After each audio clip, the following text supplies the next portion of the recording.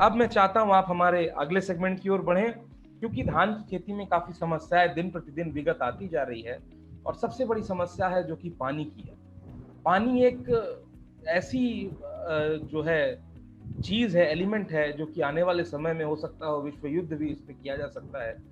और धान एक ऐसी फसल है जो कि न्यूट्रिशनल रिक्वायरमेंट के लिए पूरी करने के लिए, फूड सिक्योरिटी के लिए हम धान गेहूं को कभी छोड़ नहीं सकते। तो धान की पैदावार, धान की फसल कम पानी में भी किस तरह से किसान भाई ले सकते हैं, इस विषय पे जरा सा मार्गदर्शन करें। हाँ, देखिए, सभी किसान भाई को ये जरूर करना चाहिए। जो भी किसान भाई धान की खेती करते हैं या कोई भी खेती करते हैं, एक तो आपका खेत जो है लेवल होना चाहिए।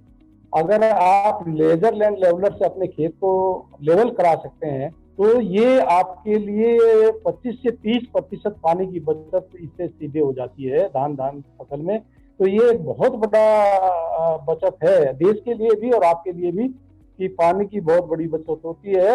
इस जब लेवलर से आप लेवल कराते हैं तो आपके पूरे खेत में समान रूप से पानी लगता है और बहुत कम पानी में आपका जो है खेत में पूरे खेत में सिंचाई हो जाए। जब बराबर रूप से आपके खेत में पानी लगता है तो आपके खेत में एक साथ कल्ले, ज्यादा मात्रा में कल्ले निकलते हैं और आपका उत्पादन इससे बढ़ता है। हमने कृषि विज्ञान केंद्र बेलीपार ने सिद्धार्थनगर, गोरखपुर, महाराजगंज जनपदों में लगभग 50,000 हेक्टेयर में लेजर लैंड लेवलर से जमीन को लेवल करवा करके और वहां पर धान की सीधी बुआई कराया है। और इससे किसानों ने हमको ये बताया कि हमारा जो लागत है पानी के ऊपर वो 25 से 30% कम हो जाता है और हमारा उत्पादन बढ़ गया। किसानों का ये कहना था कि हमारा उत्पादन बढ़ गया इसलिए कि सब पूरे खेत में समान रूप से पानी लगने से कहीं फसल बर्बाद नहीं हुई और कहीं फसल जो है ऐसा नहीं हुआ कि कल्ले बराबर से ना आए हो। एक साथ कल्ले निकलने से सारे कल्लों में बालियां आती हैं।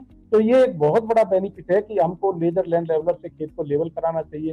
तो इससे पानी की आपको बचत होगी। दूसरा, धान की सीधी बुआई करने पर देखिए, रोपाई में पूरे धान के फसल में जितना पानी लगता है उसका लगभग 40% पानी रोपाई करने में ही लग जाता है।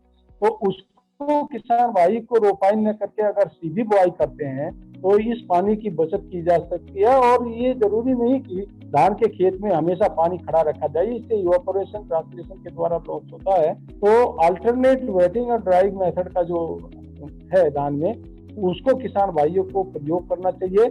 और साथ ही खरपतवारों का, चूंकि खरपतवार हमारी फसल से 4 से 5 गुना पानी ज्यादा यूज करते हैं, तो उनको भी हमारे खेत में नहीं होना चाहिए। इस तरीके से हम जो है खेती में पानी की बचत कर सकते हैं। और इस चीज को ध्यान रखते हैं कि माननीय प्रधानमंत्री महोदय ने जो हमको दिया है पर ड्रॉप फॉर क्रॉप का जो दान दिया है, उसको अगर हमें पालन करना है तो इन चीजों का खास तौर से हमें ध्यान रखना होगा और पानी का हमको बचत करते हुए अपने धान की खेती करनी होगी। लेजर लैंड लेवलर जो एक मशीन है, कंप्यूटराइज मशीन है, ये आपके खेत को जो है बराबर करने में बहुत ही अहम रोल रखती है।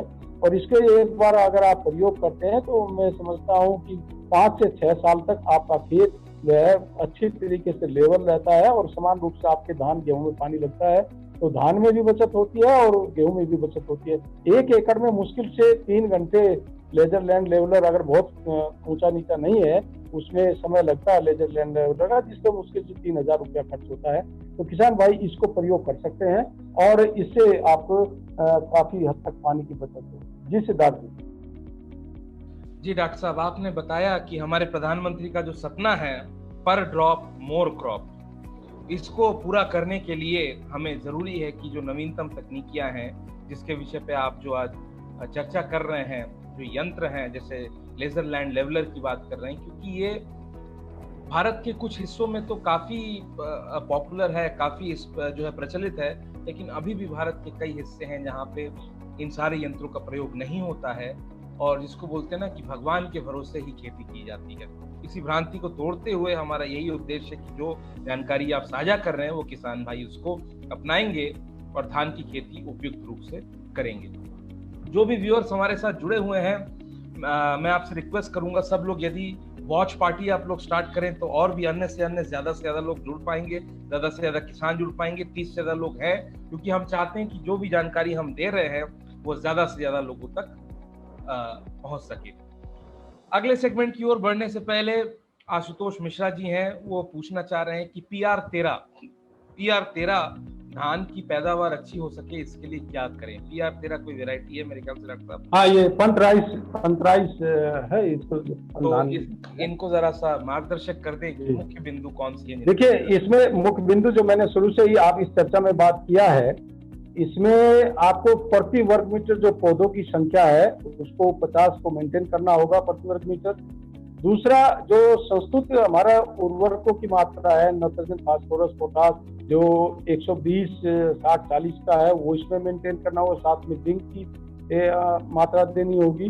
और जो हमने बताया, जो विधि है आपकी, या धान की सीधी बुआई करें या धान की रोपाई करें, तो इसमें ये चीज ध्यान रखना है कि हर तरीके से आपकी जो पौधों की संख्या है वो मेंटेन हो। और कोई इस तरह की धान में कोई दिक्कत नहीं है कि आप अच्छी पैदावार प्राप्त ना कर सकें। इन 2-3 चीजों पर अगर पोषक तत्व प्रबंधन है, समय से खरपतवार नियंत्रण है, पौधों की संख्या सही है, तो इस पे आप किसान भाई जो है अच्छी पैदावार प्राप्त कर सकते हैं। इसमें कोई दिक्कत की बात नहीं है, बहुत अच्छी वैरायटी है।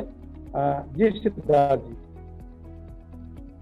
जी डॉक्टर साहब, आशा करते हैं आशुतोष मिश्रा जी, डॉक्टर साहब ने जिन बिंदुओं पे आपको ध्यान रखने के लिए कहा है उनका आप ध्यान रखेंगे, तथा PR13 की हम कामना करते हैं आप ज्यादा से ज्यादा पैदावार लेंगे। सौरभ शंकर दुबे जी हैं, जो हमारे मध्य प्रदेश के एक किसान हैं, प्रतिदिन हमारे साथ जुड़ते हैं। धन्यवाद जुड़ने के लिए। उनका आज भी यह सवाल है कि सीधी बोने वाली जो धान है, डायरेक्ट सीडेड राइस है, उसकी बीज दर, सीड रेट रखना कितना सही होगा? बहुत ही अच्छा प्रश्न किया डॉक्टर साहब, मार्गदर्शक करें जरा इसे। हाँ, देखिए, धान की सीधी बुआई जब हम ड्रम मशीन से करते हैं, जीरो टिल मशीन के माध्यम से जब धान की बुआई करते हैं, तो किसान भाई देखिए, जो महीन धान है आपका वो 25 से 30 किलोग्राम प्रति हेक्टेयर आप रखें, और जो मोटा धान है वो 35 किलोग्राम प्रति हेक्टेयर की दर से आप इसका बीज दर रखें।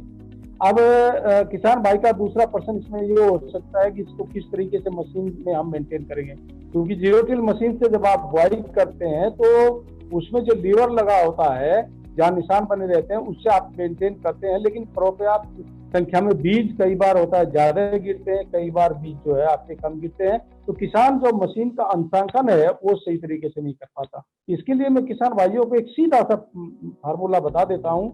जब भी आप धान की सीधी बुआई जीरो टिल मशीन से करते हैं, तो इसमें आपको 2 चीज का ध्यान रखना है। एक तो बीज की जो दर है गिरने की, इसका जो आगे वाला चक्का होता है वो लगभग एक चक्कर में 1.25 मीटर की दूरी तय करता है, यानी कि 100 मीटर आगे मशीन चलती है। और ये मशीन जब आगे वाला चक्का चलता है तभी बीज को गिराती है। तो उस बीज गिरने की जो दर है आपकी, वो प्रति चक्कर, यानी कि आगे वाला एक पहिया अगर आप घुमाएं, उसकी परिधि को आप देखें और उसमें जो बीज गिरेंगे पीछे मशीन से, वो हर एक नाली से आपके 25 से 30 बीज गिरने चाहिए, हर एक नाली से। जो भी आपका 9 टाइम की मशीन हो या 11 टाइम की मशीन हो, तो आप इस चीज को ये देख लें कि प्रति चक्कर आपके 25 से 30 बीज गिरने चाहिए हर एक नाली से। तो आपका जो बीज दर है वो पर्याप्त होगा आपकी एक अच्छी फसल के लिए।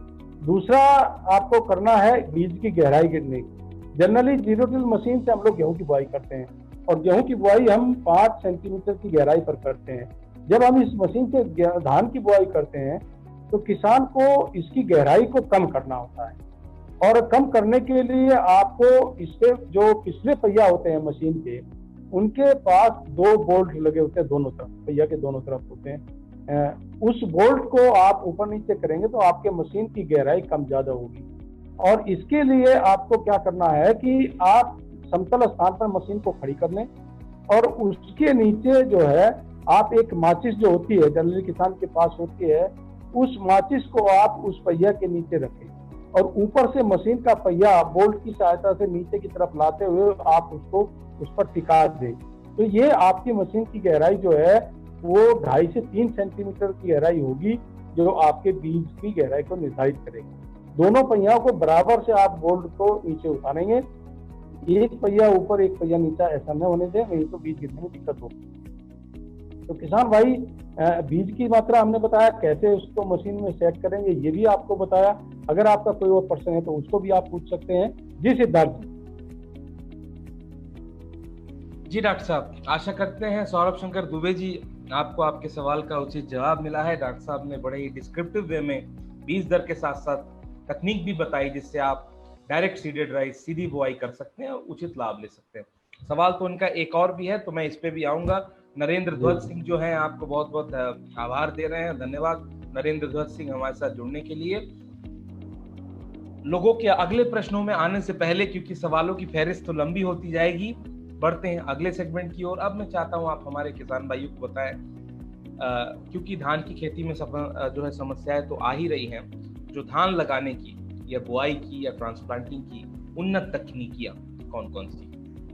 हाँ, जैसे मैंने बताया कि धान लगाने की जो तकनीकियां हैं वो धान की सीधी बुआई जीरो टिल मशीन से करते हैं। दूसरा, धान की सीधी बुआई लेव लगे खेत में अंकुरित बीज ड्रम सीडर के माध्यम से हम इससे बुआई करते हैं। और तीसरा, हम मशीन से धान की रोपाई करते हैं। इसमें मैट टाइप नर्सरी जो है वो हम पहले तैयार करते हैं और फिर इस मशीन में उन मैट टाइप नर्सरी को रखते हैं। तो 2 से 3 पौधा ये जो मशीन है ये आपके खेत में लगा देती है और इससे बहुत ही अच्छी दूरी मेंटेन होती है पौधे से पौधे और लाइन से लाइन की दूरी। तो ये 3 तकनीकियां हम लोग इसको काफी देते हैं। चौथा जो पद्धति है SRI, उससे भी किसान भाई जो नवीनतम तकनीकियां हैं उससे किसान भाई धान की खेती को कर सकते हैं। अगर लागत आपको कम करनी है, कम पानी में और कम लागत में, इन तीनों ही विधियों को किसान भाई अपना करके और अच्छी खेती कर सकते हैं। जी सिद्धार्थ जी। जी डॉक्टर साहब, आपने बताया कि कौन कौन सी मुख्य तकनीकियां हैं, नवीनतम तकनीकियां हैं जिनको ध्यान में रख के किसान भाई यदि बुआई करें या रोपाई करें तो अधिक लाभ मिल सकता है। बढ़ते हैं अपने अगले सेगमेंट की ओर। सौरभ शंकर दुबे जी ने आपको धन्यवाद दिया उनके सवाल का जवाब देने के लिए। धन्यवाद सौरभ शंकर दुबे जी हमारे साथ जुड़ने के लिए। डॉक्टर साहब, अब मैं ये चाहता हूँ आप बताएं कि धान की कौन कौन सी नवीनतम तकनीकियां हैं, किस्में हैं, कौन कौन सी नवीनतम किस्में हैं, वैरायटियां हैं, क्योंकि वैरायटियां तो काफी हजारों लाखों की संख्या में डेवलप की गई है, परंतु क्षेत्र आधारित यदि मैं आपसे पूछूं कि जल भराव, सूखा, फिर ये बाढ़ प्रभावित और ऊसर भूमि, ये 5 जो मुख्य क्षेत्र हैं, जल भराव, सूखा, बाढ़ प्रभावित और ऊसर भूमि, इनमें कौन कौन सी नवीनतम वैरायटियां हैं, किस्में हैं, किसान भाई ध्यान रखें, जो भी किसान भाई इन क्षेत्रों में है, ताकि उनको अच्छी से अच्छी उपज, पैदावार तथा आय मिल सके। जी डॉक्टर साहब। देखिए, एक क्षेत्र तो हमारा वो है जो वर्षा आधारित जहाँ धान की खेती होती है, इसमें कम पानी में और कम समय में तैयार होने वाली प्रजातियां किसान भाई को लगाना है, लगाते भी हैं किसान भाई। इनमें जो नवीनतम प्रजातियां हैं जो किसान भाई इस समय पॉपुलर हैं काफी, उसमें नरेंद्र धान 97 है, बारानी दीप है, सुश सम्राट है और सहभागी है। ये प्रजातियां ज्यादातर क्षेत्रों में प्रचलन में है, खास करके ये उन क्षेत्रों में प्रचलन में जहाँ पर धान काट करके किसान भाई सब्जी की खेती करते हैं। क्योंकि ये वैरायटियां 90 से लेकर 110 से 112 दिन में सभी प्रजातियां तैयार हो जाती है। तो इसको किसान भाई सूखाग्रस्त क्षेत्रों में या जो बाढ़ग्रस्त ये वर्षा आधारित क्षेत्र हैं वहां पर इनकी खेती करनी चाहिए और इसमें आसानी से 40 कुंटल प्रति हेक्टेयर तक धान किसान भाई प्राप्त कर सकते हैं अगर इसको लगाते हैं तो।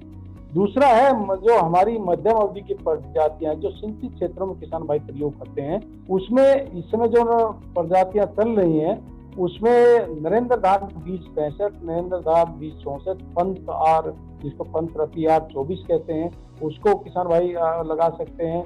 और एक हमारी पुरानी प्रजाति है सरजू 52, ये प्रजाति भी बहुत से क्षेत्रों में बहुत से प्रदेशों में आज भी चल रही है। इन प्रजातियों की ये मध्यम अवधि की प्रजातियां जो 130 से 35 दिन में तैयार हो जाती हैं और इनकी उत्पादन क्षमता 50 से लेकर के 60 क्विंटल प्रति हेक्टेयर तक किसान भाई इनको काट सकते हैं। दूसरा, जो देर से पकने वाली प्रजातियां हैं जो कमोबेश कुछ पानी को भी बर्दाश्त कर सकती हैं, वो प्रजातियां हैं सांबा मैसूरी जिसको हम BPT 5204 भी कहते हैं, और दूसरी है स्वर्णा मैसूरी जिसको हम MT 7029 भी कहते हैं। ये प्रजातियां ऐसी हैं कि अगर इन प्रजातियों में 20 से 30 सेंटीमीटर तक पानी भी रहता है कुछ दिन तक के लिए, तो ये उसमें जो है सर्वाइव कर जाती हैं और अच्छी पैदावार जो है देती हैं। तो ये मध्यम अवधि की हैं, लगभग ये देर से पकने वाली प्रजातियां हैं, ये 150 दिन तक जो है करीब लेती हैं। MT 7029 थोड़ा सा 160 दिन तक ले लेती है। तो इनकी पैदावार क्षमता 60 से 65 कुंटल प्रति हेक्टेयर तक किसान भाई प्राप्त कर सकते हैं। दूसरा जो ऐसे क्षेत्र हैं जहां पर बाढ़ प्रभावित एरिया है, बाढ़ आती है और निकल जाती है, वहां के लिए जो प्रजाति है उसमें स्वर्णा सबवन और सांबा सबवन, ये प्रजातियां हैं, किसान भाई इनको लगा सकते हैं, नई प्रजातियां हैं। और बाढ़ग्रस्त क्षेत्रों के लिए जहां पर बाढ़ आई और निकल गई 10 से 12 दिन तक अगर ये पानी में डूबी भी रहती है पूरी तरीके से, तब भी ये 40 से 45 कुंटल प्रति हेक्टेयर तक पैदावार दे जाती है। अगर बाढ़ नहीं भी आती है, नॉर्मल अगर आपका खेत रहता है, तो उसमें पैदावार इनकी 50 से 60 कुंटल प्रति हेक्टेयर तक किसान भाई प्राप्त कर सकते हैं। तो ये प्रजातियां जो है, इनमें सबवन जीन डाला गया है, जो स्वर्णा मैसूरी और सांबा मैसूरी है, सबवन जीन डाल करके ये प्रजातियां तैयार की गई है। वैज्ञानिकों द्वारा इसमें बहुत अच्छा काम किया गया है बाढ़ प्रभावित क्षेत्रों के लिए, उसको प्रयोग किसान भाई कर सकते हैं। दूसरा जो जल भराव वाले क्षेत्र हैं, जहाँ पर बहुत समय तक पानी रुकता है और वहाँ पर हमको पानी के हिसाब से जो है प्रजातियों का चुनाव करना पड़ता है। ऐसे क्षेत्र जहाँ पर लगभग 30 सेंटीमीटर तक पानी लगता है, वहाँ पर हमारी एक प्रजाति है जल लहरी, उसको किसान भाई खेती कर सकते हैं। और जहाँ 30 से 50 सेंटीमीटर पानी रहता है, वहाँ पर जलप्रिया कर सकते हैं। और इससे ज्यादा जहाँ पानी रहता है, 1 मीटर तक पानी रहता है, तो जल निधि जो वैरायटी है उसको किसान भाई प्रयोग कर सकते हैं। इन दोनों ही जलप्रिया और जल निधि की खासियत ये होती है कि जैसे जैसे वाटर लेवल बढ़ता है, कुछ हद तक इनकी जो है हाइट भी बढ़ती जाती है। तो किसान भाई इनको भी लगा सकते हैं। और इनकी जो पैदावार, ये मोटे धान होते हैं, उनकी पैदावार क्षमता जो है 40 से 45 कुंटल प्रति हेक्टेयर तक ऐसे क्षेत्रों में किसान भाई प्राप्त कर सकते हैं। तीसरा जो है, जो उसरीली भूमि है जहाँ पर किसान भाई खेती करना चाहते हैं, उसमें नरेंद्र ऊसर धान 3, नरेंद्र ऊसर धान 2 और CSR 13 और भी CSR 34 है, ये वेराइटियां हैं जो आप उसरीले क्षेत्रों में धान की खेती कर सकते हैं।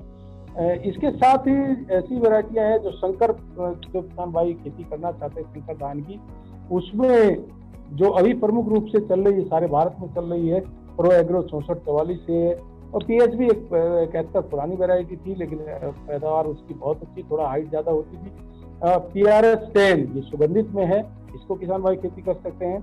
और एक वैरायटी 2763 है, इसको भी किसान भाई जो है लगा सकते हैं। इसके अलावा जो सुगंधित में है, जो प्रजातियां हमारे यहाँ प्रयोग होती हैं, इसमें पहली जो प्रजाति है वो टाइप 3 पुरानी प्रजाति है, आप सीड इसका बहुत कम मिलता है, लेकिन खाने में बहुत अच्छी थी। इसके अलावा बासमती 370 है, पूसा बासमती 1 है। और काला नमक, काला नमक एक धान है, यहाँ जो हमारे पूर्वी उत्तर प्रदेश में सिद्धार्थनगर जनपद इसका जन्म स्थान है। और इस समय ये पूरे भारत में बहुत तेजी के साथ प्रचलन में आ रहा है, क्योंकि इसकी खासियत ये है कि काला नमक जो प्रजाति है, इसमें 2-3 वैरायटियां रिलीज हुई है। काला नमक 3 है, काला नमक बोना है 101 करके, 102 है, और एक काला नमक किरण करके प्रजाति अभी निकली है।